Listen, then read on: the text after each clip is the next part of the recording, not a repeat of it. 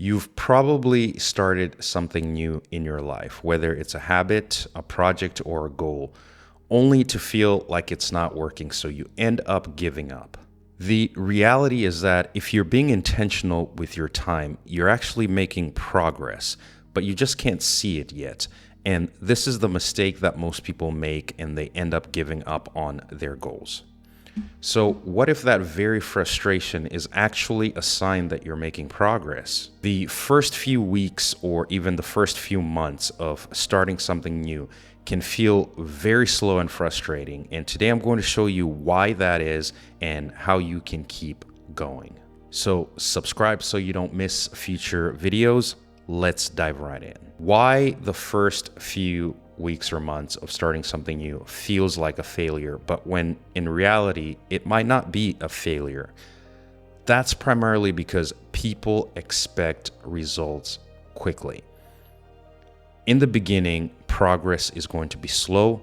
Progress is going to be frustrating. You're going to be learning new things, and you're going to be presented with new obstacles and oftentimes things that you haven't experienced before. So becoming better at those things and getting to a level where it feels normal, it's going to take a while. That progress is going to feel invisible oftentimes. So you'll find yourself putting in the work on that project, putting in the work in getting that degree, or putting in the work to learning a new language or learning a new instrument, and it just feels slow. It feels like you're swimming in mud and you're just never going to get it. I like to imagine a situation, for example, like you're going to the gym to work out and your goal is to build muscle, which is one of my goals right now. If you go and you work out for a week, not going to see progress. 2 weeks, 3 weeks, a month, 2 months. It's not until you're about 2-3 months in that you actually start to see changes in your body.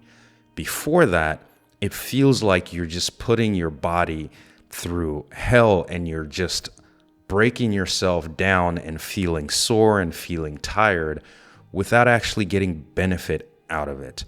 But when you stick with it and it gets to that point where your body adjusts, it's one of the greatest feelings in the world, and you start to realize and it clicks that progress takes time. It's the exact same way with skills or building a habit or trying to achieve a goal. It's going to feel invisible. Progress is going to happen beneath the surface before it becomes visible. The first few weeks aren't about results. They're about laying the foundation that is to come and making sure that you have that solid base of discipline and persistence. Point number 2, the hidden progress that you don't see. When you're practicing something on a daily basis, you're learning something new, you're putting in the work every single day or however often you're doing it, your brain is trying to rewire itself. You are used to a certain level of activity. You're used to a certain situation, a certain lifestyle. When you try to go the other way and do something completely different, you're literally going the opposite of what your brain wants to do. So your brain's going to push back against that. It's going to fight against that, and it's going to surface in the form of these emotions of frustration, of feeling overwhelmed, of feeling lost, or feeling stuck, because you're not used to going that way. Think back at when you first learned how to type, or you learned how to play a new instrument, or you learned how to speak a new language. Think about how you felt in those early days. It felt almost impossible. It felt like you were never going to get it. You are never going to be proficient. You're never going to be that good.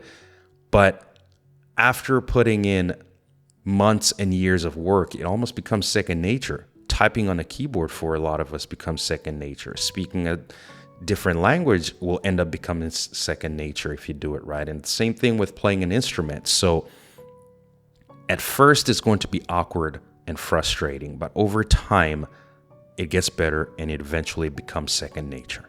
So the key point here and the key takeaway is that your brain needs time to develop those new habits. Your brain needs time to improve.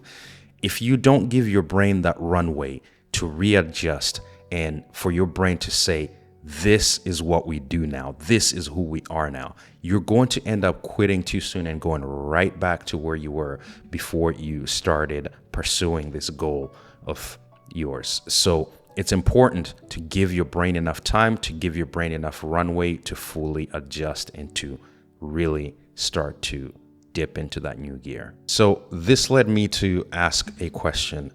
How exactly would I push through the first few weeks or the first few months of starting something new and stay consistent and actually stick with it? I came to the conclusion that the simple answer and the simple mechanism that I use in my life and that has been working for me is to create a contract with yourself, create a commitment with yourself. Make a conscious deal with yourself when you start something new, that you're going to give it enough runway. Give it a certain amount of time, say for the next 3 weeks, for the next 4 weeks, I'm going to do this thing. I'm going to learn this language. I'm going to start going to the gym. I'm going to read this book and be consistent with it. And don't be judgmental and just stick with it and be committed to it. And then after that initial time frame, evaluate whether or not you want to stick with it. The reason why I like doing this and going on a judgment-free commitment and a contract with myself to sort of do a trial period with things that I'm starting, it's because it takes the emotional decision making out of it. If I'm trying to hold myself to an impossible set of standards when I jump into something, for example, if I want to learn a new instrument and I say that in the next 30 days I want to be an amazing guitar player who's playing these different types of solos when I've never played a guitar before, chances are it's just never going to happen and you're setting yourself up for failure. So rather than doing that, if I say that for the next 30 days, I'm going to focus on practicing 3-4 times a week, 30 minutes to an hour a day, and I'm going to enjoy it and learn things and maybe learn 1 or 2 songs that are some of my favorite songs and play those. Then after 30 days, you can reevaluate and say, do I want to stick with this thing in the long term and actually improve and get even more better and proficient with it?